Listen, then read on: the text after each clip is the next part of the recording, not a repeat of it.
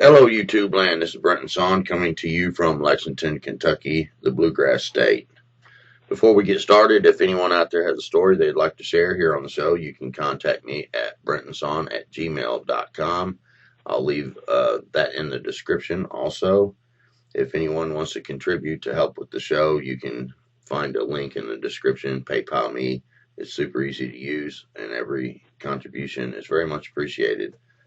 Now, today, I have finally found an email for a story that I've mentioned probably 5 or 6 times on the show of this little thing that crossed the road, and it was all ratchety and twitching and jerky motion and stuff. And yesterday's show, I'd kind of mentioned something about this because of this Dogman encounter. It had these twitchy movements and stuff, and I finally found the email. So I've got this lady on the phone, and I'm going to let her introduce herself.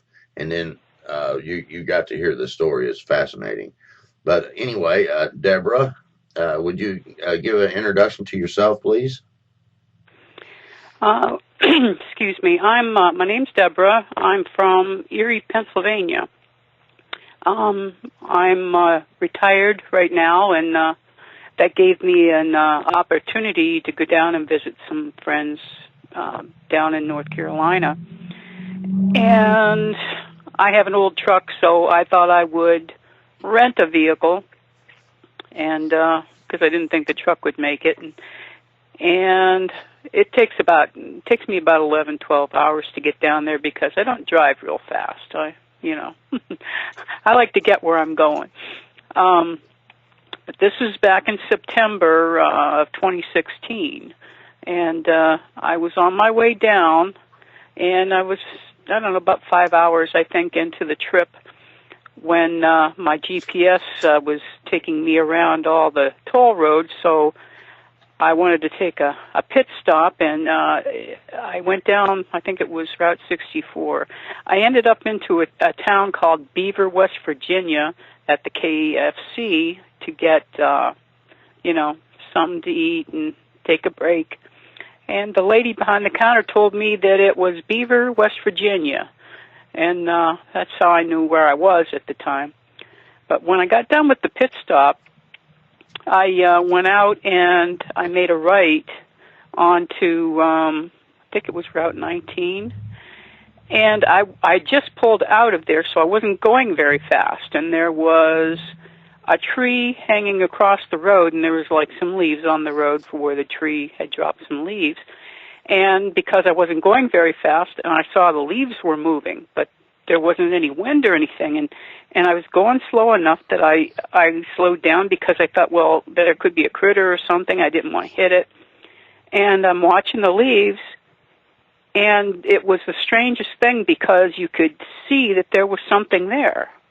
It wasn't very tall. It was maybe 7 or 8 inches tall, but you could almost see like a line, like part of it moving, but you couldn't see the whole thing. At first, I thought it was like some kind of stick figure or something, but the closer you looked at it, it was like you could almost see it as it moved, but you couldn't quite see it. And it was walking, I don't know whether it did this naturally or if it was injured, but it was walking with this ratchety type movement.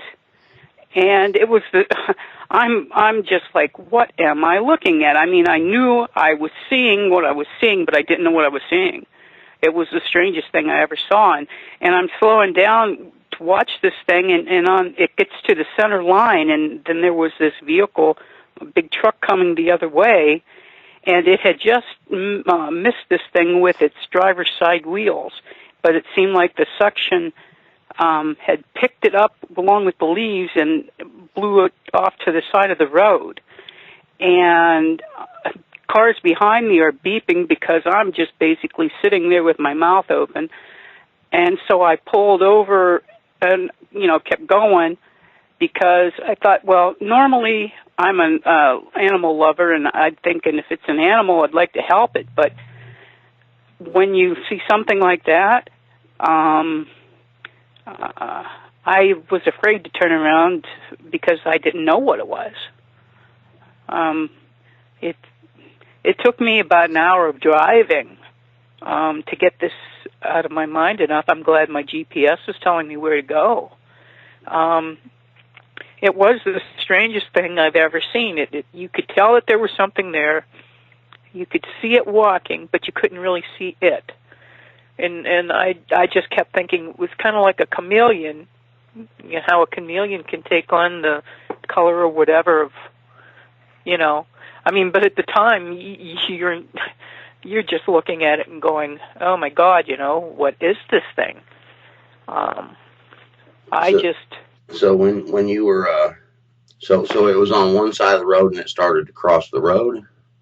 Yeah, it was almost like it was using the leaves as a something that it could pick up the color of or whatever to hide itself as it was going across the road.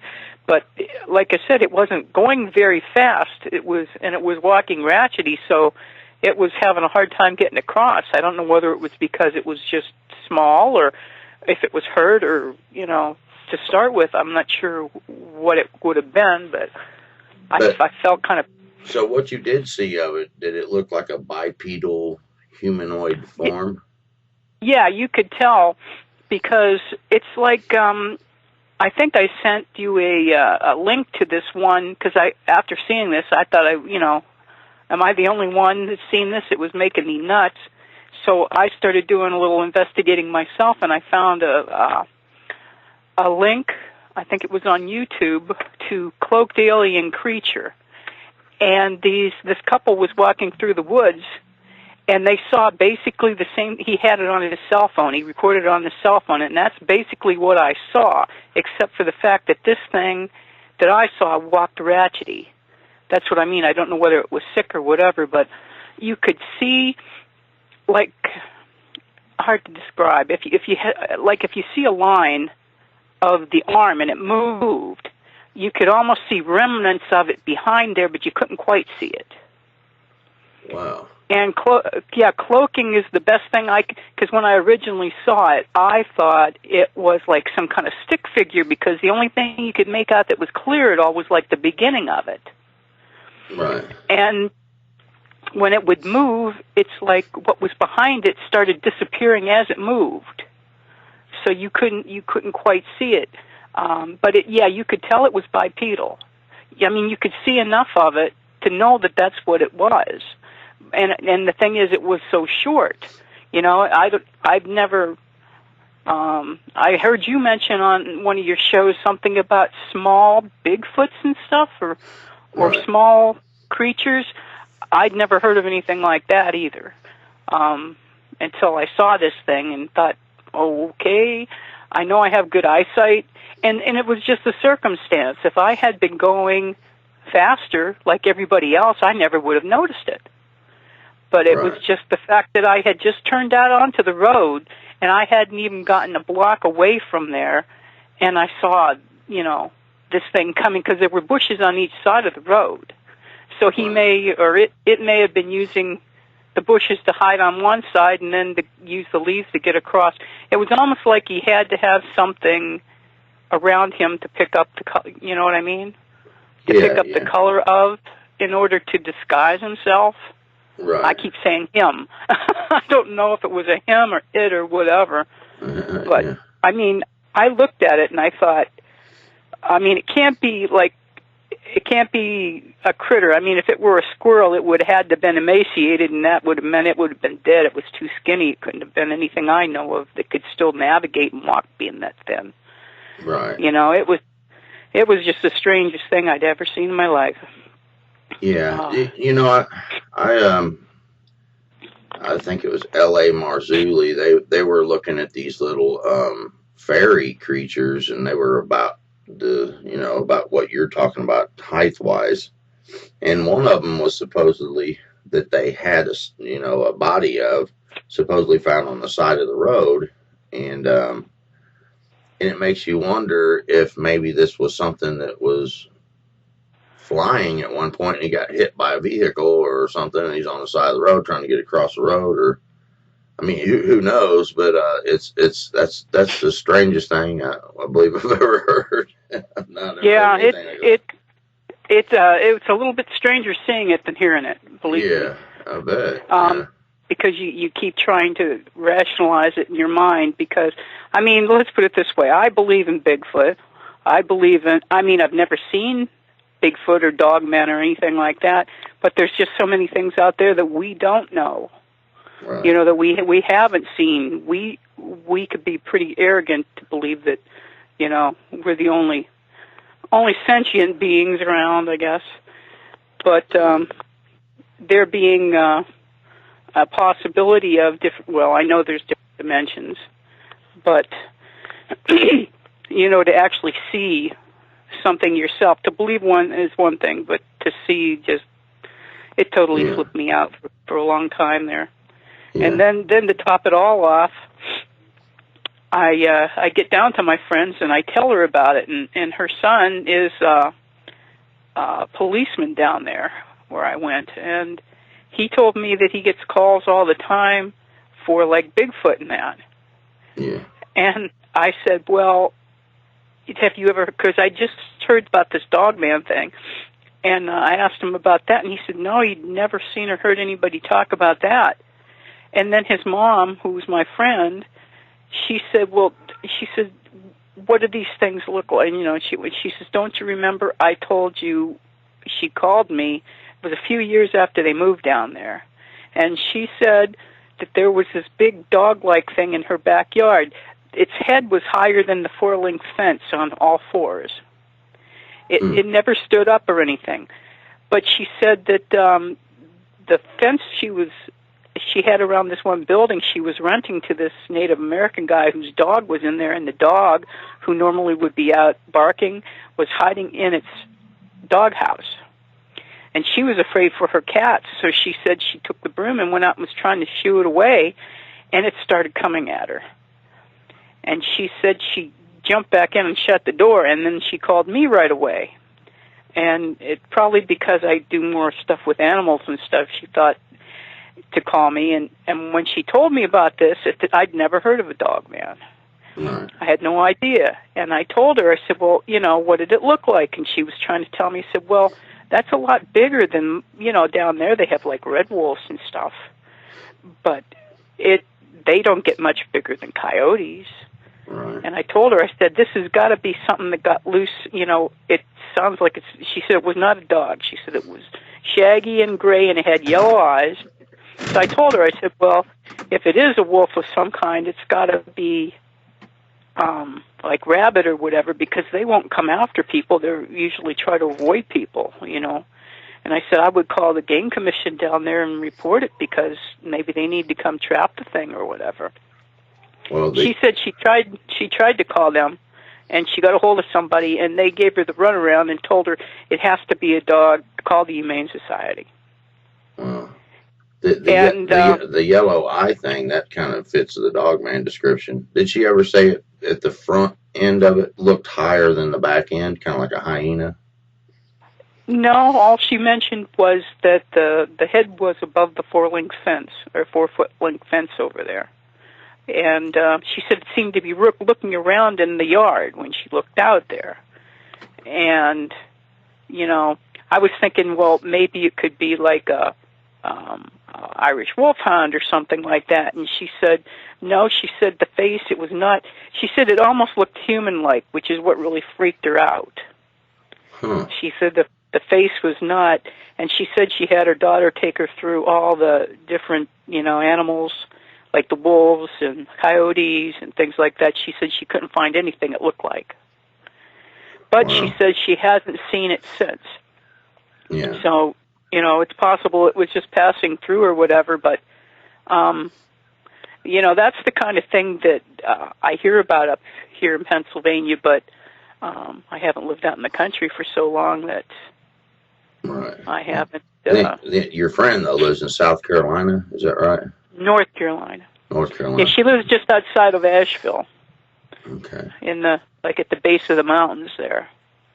Wow. So, you know, and they live in a smaller community, and she has 9 acres, and so yeah. there's woods and stuff on her property, but it's surrounded by, I think, the Pisgah National Forest is there, and you know, that kind of stuff. But You But know, she, when you get to asking people and all that, it people see stuff. I mean, like your friend there described something, and you're describing something. A lot of times, you think, well, why doesn't people see these kind of things more often? When you get to digging, they really have. yeah, yeah. But the thing is, nobody knows what they are, and that's why I thought I would tell them about them because, I mean, Bigfoot's one thing, but the Dogman stuff that I've been looking at seems to indicate that they are. They're more of a meat eater, Yeah, you know, yeah, and they're not omnivores. They like the meat, and they seem to like the. But I told Gene, I said, I don't think I would worry about it because it appears that while they like to mess with people, they're smart enough most of the time to leave people alone because they don't want trouble, evidently. yeah. You know, it's Right. like this thing. She said it seemed to want to let her know that it wasn't afraid of her. Yeah, You know, that yeah, was the indication she got, and that's why she jumped back in and shut the door. yeah. She's a little older than me, and she's just a little lady. She said the thing was probably as tall as her, and she's probably only about 5 foot tall.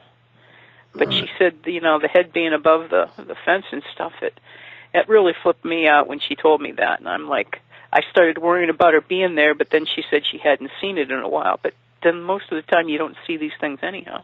Right. You That's know? that's a to be on all fours and your head's up that high. That's huge for Yeah, that's sure. what I'm saying. I don't know of any dogs. I mean, Irish wolfhounds I've seen, and they're Right. a big dog, but they're nowhere close to that. Yeah, that's pretty big. I couldn't imagine how tall it'd be if it stood up. And the fact is, it was next to the fence, so she had a gauge as far as the height of the thing. Yeah. Did It did isn't she like she was when guesstimating. when she said it looked human like? Was he talking about shoulder and arm parts that looked human, or face, or what about No, it looked human? she said that the face had more, um, like it was conveying feeling kind of Hmm. thing. Yeah. Like she could tell what it was thinking. Like, don't mess with me. You know, Yeah. Yeah. it's different than a dog that just looks at you like it's, and it wasn't snarling or anything. She said it didn't growl at her, Yeah. anything like that. It just looked at her, and she said she could tell from the look that she was going to have a problem.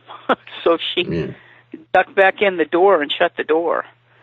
Yeah, And I mean, then, those nonverbal communications, people don't realize how many cues that we give as humans just in facial expressions and in a nonverbal form. So for her to feel like the creature was giving off a emotion through facial expressions, that's pretty interesting. Yeah.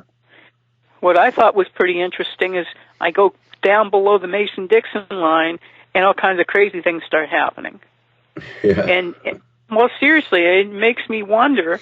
Not that we don't have strange stuff up here, but I mean, personally, I'll be 60 next month, and it's like I've hunted and fished, and a lot of these things I've always done myself. And I've heard some weird things that at the time, you know, um, it's like you think, okay, well, that's probably just a couple foxes and stuff like that. But now you start to wonder, Yeah. you know, Now just get because you haven't seen it, you know. Yeah. Now getting back to this little creature you said, so it was about 7 inches or so tall. And Hmm. did you notice like what color it was? Well, see, that's what I'm saying. It basically took on the color of the leaves that it was in. Hmm. You could see it like moving the leaves as it went, but the line of it was like a solid line, but everything behind it was kind of like modeled and went in with the leaves kind of color. So, I mean, if it was the color of the leaves, I think like I said, a chameleon can take on the color of whatever it's around. Yeah. But if it were the color of what the leaves were, like brown and green because they were just starting to, I don't know what kind of tree it was. It Right. might have been elm or something because of the shape of the leaves, but it was like it had almost just started losing its leaves, and there was just a trail of them across the road, and I think he saw that there was a possibility of hiding himself in those, and that's why he was going that way. Right. Why do I keep saying he? Yeah, well, that's all right. And so that it had 2 legs, two arms, and a head. Yep, I couldn't see much of. You could tell that there was a head there because the line had a little bit different shape. It wasn't straight like the limbs. Mm-hmm. You know what I mean? But it still wasn't. You still couldn't see the whole thing. Yeah, and this ratchety motion, kind of twitching and jerking, is that partly what you think made it scarier? Yeah, and it made it stick out more. If it had been more of a fluid movement, you know what I mean? It might not have been so noticeable. Right. But it would be kind of like if you took a chicken and doubled up the way it jerks back and forth as it walks. Yeah. You know, its head and stuff. Right. Because it was more pronounced than, like I said, it couldn't have been a bird or anything. It was not. You could tell from it was a small figure. Right. And anytime I think about something that's different like that, but looks enough like a person, I think that's the part that scares people about things. Right. When things start to look human, but you know they're not. Right. Now the link that you said you sent me, what did you say that they called that? The link was for, let me see here. Okay, it was on YouTube, and it was Cloaked Alien Creature. Cloaked. Okay. Can you send me that link again? Sure. Okay. What was interesting about it was you could see the thing, and that's why, except for the fact that what they recorded was a fluid movement. It didn't have the jerkiness, and it looked taller. There wasn't anything around to know for sure just how tall the thing was, but you could tell that it was taller. And then at the end of this, it seemed like it was irritated because they actually noticed it, and it squealed. It made a squealing sound and took after them, and they ran. Right. And that's the kind of thing. It's like, okay, well, see, that's the reason I didn't turn around to see if the thing was hurt. Yeah. Well, it sounds like to me that you might have seen something different than what they were seeing. But it looked the same. With, like I said, you could see the line of the thing, and behind it was like a modeled of it, like it was almost like dissipating as it was walking, kind of thing. That's the part that was similar. Other than that, I mean, it was taller. It didn't walk ratchety or anything like that. But the hiding of itself seemed to be similar. Yeah. At least it was something close to what I saw, and I'm thinking, well, you know, at least I'm not nuts. You know, here somebody has it on the cell phone, because it still gets me thinking about it. Yeah, there's strange stuff out there. I think it's what, you know, in the Bible is doleful creatures. There's several things mentioned, I know, in Isaiah. You know, about the habitation for dragons, the screech owl, and it talks about the satyr, which in Hebrew means hairy. They live out in the wilderness away from people, but the category of the doleful creature, it kind of makes me wonder, because there are people that report throughout history, even these little people that sometimes they were fairies, you know, and they flew, or people have reported little brownies people. And stuff too, right? Yeah, I mean, it's quite amazing to think that some of that stuff is really true, and that stuff is really living out there. That's incredible. Well, you know, there's usually a basis in fact for most myths. Right. You know. Yeah. You think about, they had was it the over in Egypt they have the Dogman. What do they call it? Anubis. Yes.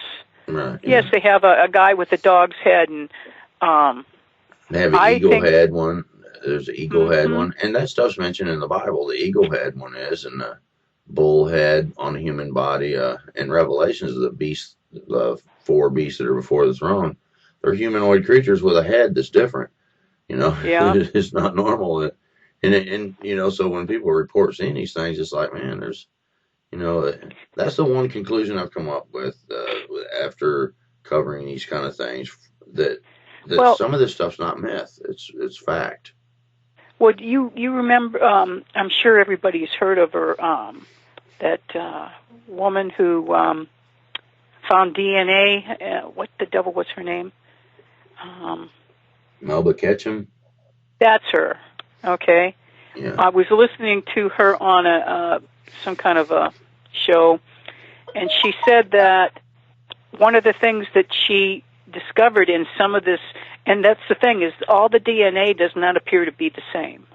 I mean, there are similarities to it, but some of the DNA that she'd found and that they checked actually said that there were lemur DNA in some of the Bigfoot. Yeah, that's And interesting. Yeah. to me, that made sense because some of these people who talk about Bigfoot say that it looked like their eyes were self-illuminating. Right. That they're, and people say, well, that's not, well, you know what? Lemurs are like that. They're the only primate, as far as what I was reading about, that actually have that ability. So if they do have some of that DNA in them, I can see where some of them would have that. But I think somebody's been messing with the Bigfoot. I think that I wouldn't trust our government any farther than you can pick them up and throw them, as far as that goes. And Yeah, I mean, it's possible, and it's also possible that it's when the Genesis 6 stuff talks about all flesh was corrupted, so yes, there was not just humans intermixing. That was when she found human DNA, and it was mitochondrial DNA that was female, and that yeah, would fit exactly with what the scripture says. But if there was other, like insect flesh and animal flesh and all these weird, strange things, and a lot of people try to talk about, well, all that stuff was killed in the flood. The stuff that was on the face of the earth was killed during the flood. So, like in Amos, it talks about God's aware of those who are digging themselves in to try to hide themselves from God's judgment and what have you. So, in an ant hill, when New Orleans flooded, they had water standing for a month or so, but when that water receded, the ants came up out of the ground. So you can dig yourself in. If you know how plumbing works, your sink won't drain unless you have a vent on the pipes. So yeah, that you could dig yourself in and survive through a flood, and it would still make the Bible correct. Everything that's on the face of the earth was wiped out from the flood, but anything yeah, that wasn't on the face of the earth, had a chance of surviving because there was Nephilim in those days and also after that. So, it's clear that there was creatures that was really strange and giants and what have you. And then also after that, and that makes that art in our time period, and hard telling what, kind of stuff's out there. But stuff like I hear stories of little people sometimes, even like when I have a Bigfoot story on, and they'll say, I've seen these little footprints, and they even had shoes, it looked like little tiny shoes, and they didn't know weren't what to make of it. didn't you have some pictures on your one show? I think that had showed a Dogman who was missing his left ear and had a little person sitting on his right shoulder. I think that was Scott Carpenter that had that, but I've had Okay. stuff like that also. I've got lots of pictures I've never really published. One of them is supposedly a fairy, but it blends so good on the tree, I didn't want to post it because I thought it would just be too controversial. Um, but some of the pictures that I think like Mark Hawkins sent me, you can see like a hole in the ground by the tree. You can see two like faces down in there clear. I mean, I zoom in on it, you can see the eyes. It's not even blurry, and Yeah. he sent me all kinds of crazy stuff.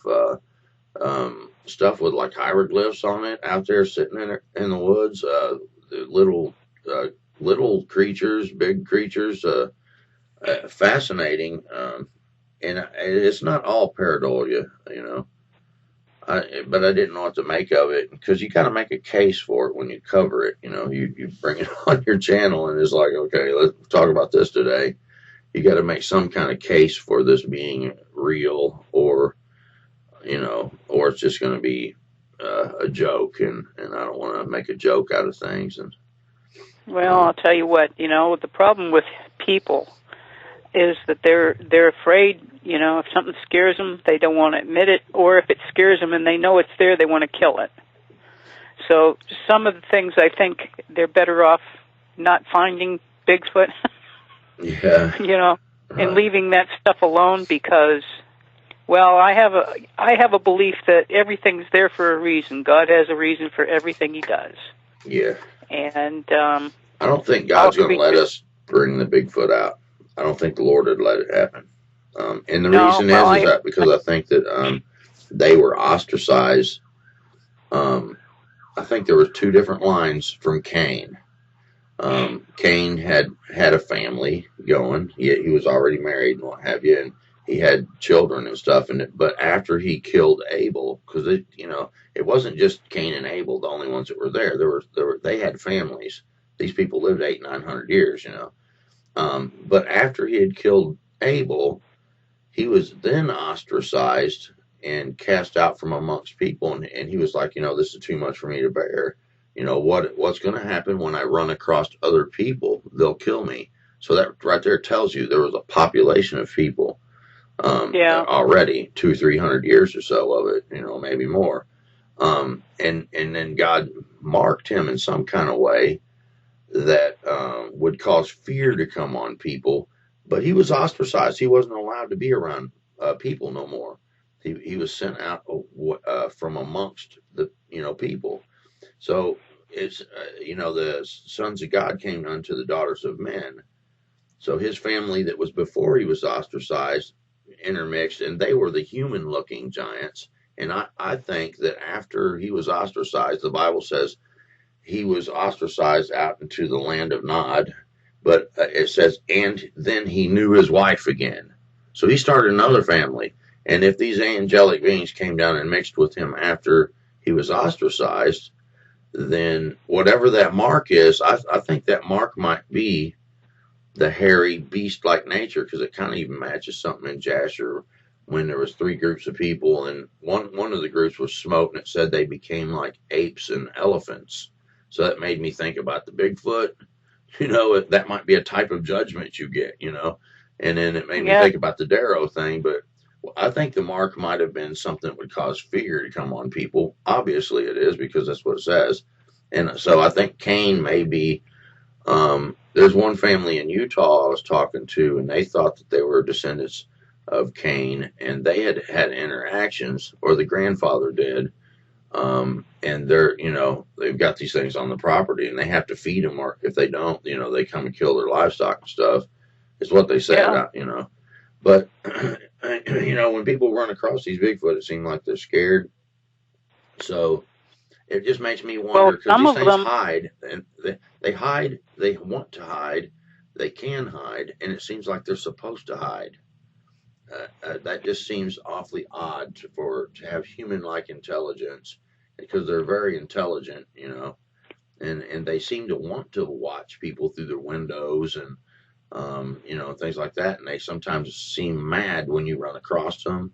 I've had even people tell me that it seemed embarrassed when I come up on it. It was, looked over and it's like, was embarrassed that it got caught.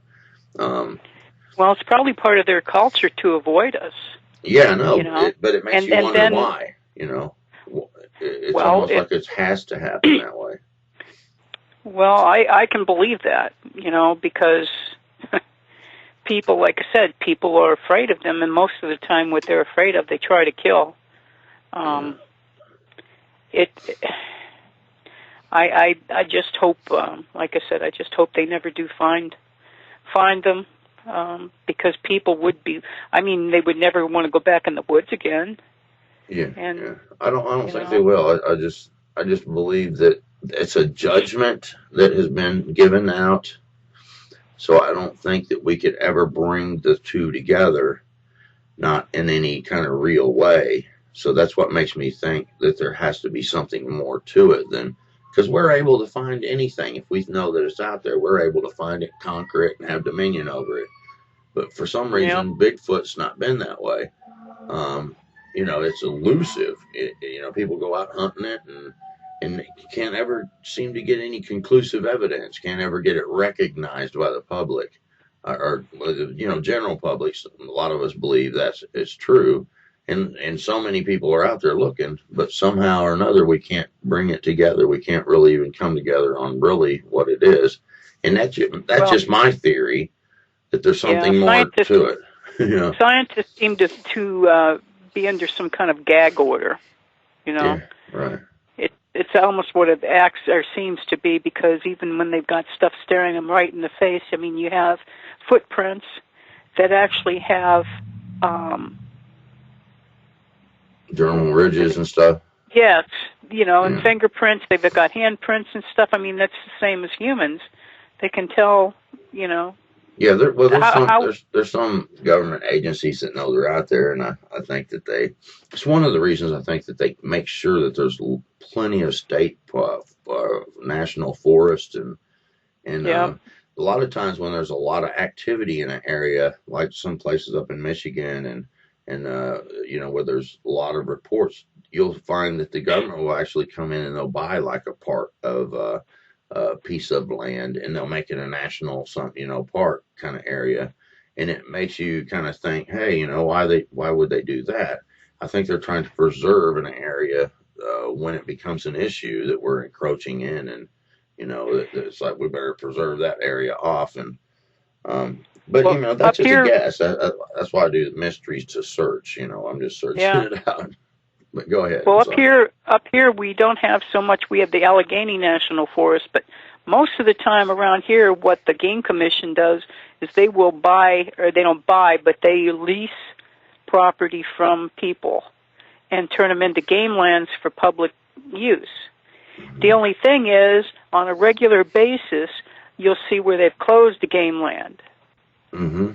Right. And then they'll reopen it and they'll close a different one. And I think it has to do with the migratory movements of the Bigfoot and that up here because of the weather, being the way it is. I don't think so much that they hibernate or whatever, but I think they move to, southern areas or something like that and then come back up because it's just really strange. They'll shut it down for no reason. Yeah. That you know of, Right. Especially during when the salmon run and stuff. Yeah, I mean that's a good theory for sure. And I know that there are agencies that know about it, and sometimes they even have teams that they send out to eliminate one who has gotten rogue, that's crossing the line, and I've had the game warden on, and they're aware of it, but it's hush hush, and if anything happens, what they do is they just, anytime you have an investigation going on, they cannot share information with the public because it's an ongoing investigation. What they do is they don't close it. They don't close the case, so they can't share it. And when you go and ask if they have any information, they'll say no. That's what David Pilates run into. He's like, what do you mean? Yeah. No, I know that there's cases. And sir, we don't have any cases, information, for the public. And what they do is they just leave the case open, and that was an eye-opener. That way they don't have to lie about it. They just can't talk about it. Yeah. It's kind of like whenever something happens, like one of the shootings on the news, and everybody's like, oh, they need to be more transparent. The news agencies know that they can't share that information. It's like they need to tell us something, let us in on what's going on, blah, blah, blah. It's an ongoing investigation. They can't, and they won't. It compromises the investigation and the case later for whatever the deal is that happened. And so anyway, you had I believe that's one of the most interesting stories. I sure would like to find some more stories of these little creatures, humanoid type things, and kind of pull some information together and see if we can't figure out some more about whatever the heck those things are. Yeah, if you look on that YouTube page and you see the thing that he had recorded, you'll understand what I mean about. It looks like there's a line that moves and then stuff behind it just kind of dissipates. Yeah, it's just a strange looking thing. But then to see it so little. I think I've seen it a while back. It's like they're standing somewhere and it's kind of off into the brush and stuff. It's in the trees and the brush. Yeah. It's trying to hide itself. Yeah. Yeah, and it was kind of a really weird, kind of almost a disturbance in the air, kind of. That's a good way to describe it, disturbance, because that's exactly what it reminds me of. It makes that disturbance so that you can see where it is, but you can't really see it. Yeah. I get what you're saying on that, because that's what it looked like to me. Kind of almost like I've seen that in the movies before, Yeah, like the Predator movies. Yeah, very. How they show, that thing being cloaked or whatever, and you can almost see it, but you can't quite make it out. Right. Yeah. It wasn't quite like that, because this, like I said, this had like a beginning line, and as it went, then that's why it looked like it was like a stick figure at first, but then you could see that there was something behind there, but you couldn't really make out what it was. Yeah. Well, and I know I saw it. Yeah. I mean, I know up in New Zealand and places like that, they have those, a lot of folklore about these little people that live in amongst the rocks and boulders and things like that, and they believe that for real, and it makes you wonder, is there some type of little population of these things that are dispersed here and there, and we just typically don't see it because they're able to kind of chameleon themselves or something. But well, it makes me wonder. We've seen, whether it's because people are now more observant, or whether the times are changing and these things are becoming more evident because of that. I'm not sure, but I mean, if you think about it, I mean, over in Ireland they've had leprechauns. They've got trolls.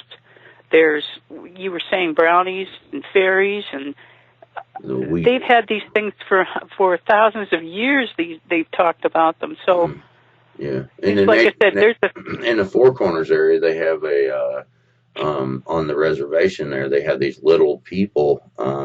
They call them like little people, and they're typically, only about 8, 10, 12, a foot tall or so.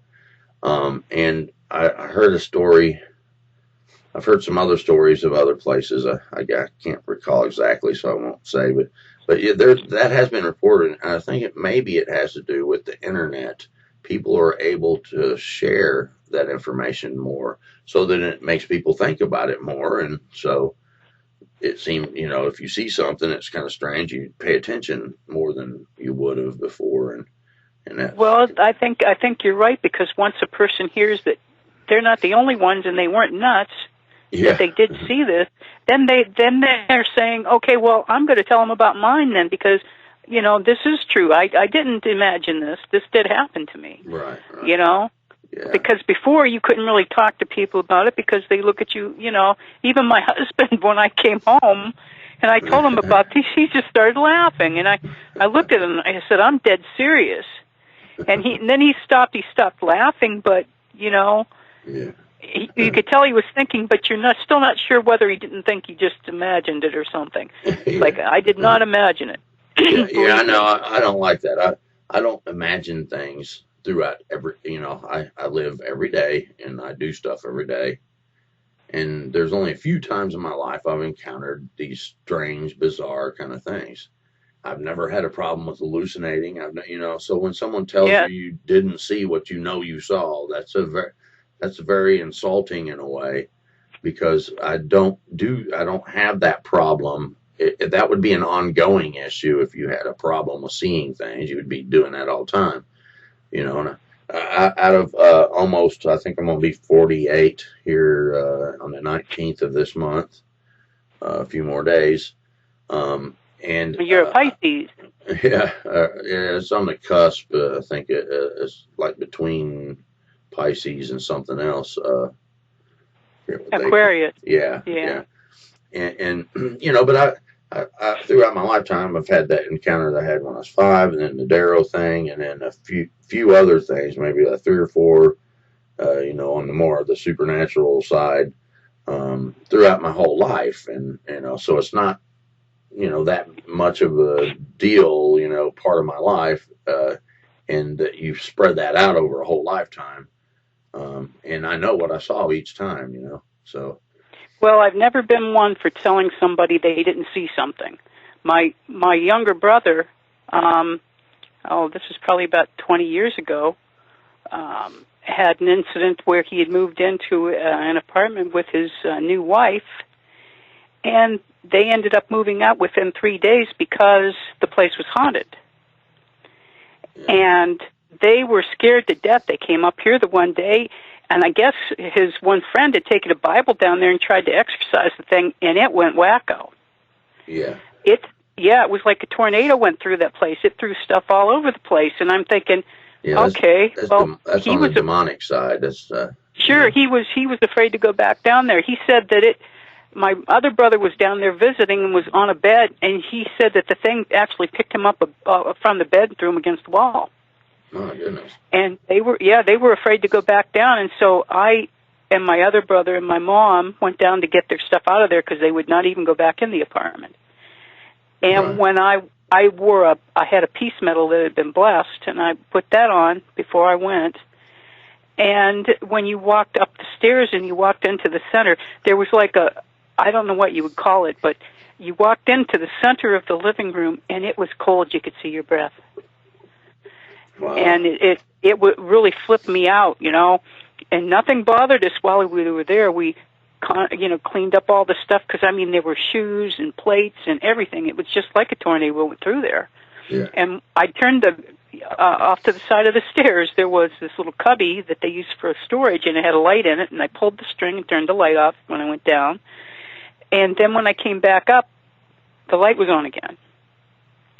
Yeah. And I said, well, I thought I turned that off. And so I took another load of stuff down, and I turned the light off. Came back up, it was on again.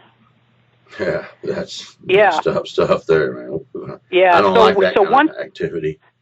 Yeah. No, I just did what I needed to do and got out of there. But you know what? They never could keep anybody in that apartment. Yeah. Every time you drove by their apartment for rent. Yeah, someone has practiced some type of witchcraft or done something there that's opened that up, and that'll have to be shut down by someone that's strong in faith and strong in the Lord, and it can be done. I've had a few situations like that where, and you can't go in there weak in faith either and try to do that. You'll mess up. Well, that's what happened to that kid with the Bible. When he went in there, his friend had that little Bible with him and thought he was going to exorcise this thing, and all it did was made it mad.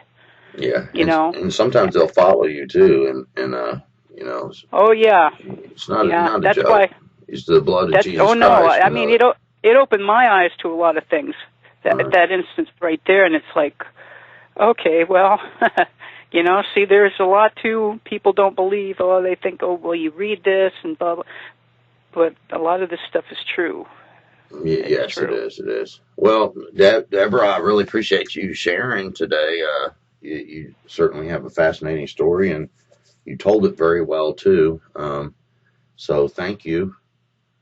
Oh, you're welcome. I just hope that it helps somebody else that maybe sees it and realizes that they're not nuts. These things are out there. I'm not sure what they are, but they're there. Yeah. And, Yeah. Well, just hold on the line there. Everybody out there in YouTube land, thank you for listening. Like I said, I'll leave some information in the description. If you want to share a story, you can go find my email, brentonsawin@gmail.com. And if you want to contribute, there's a link there for that too. And, leave some nice comments. Keep it nice. I noticed that we've had a few trolls here lately that are not being too nice in the comments, and we won't tolerate that. So, but the rest of the fans, you have been wonderful. God bless you all, and we'll see you on the next video. Bye.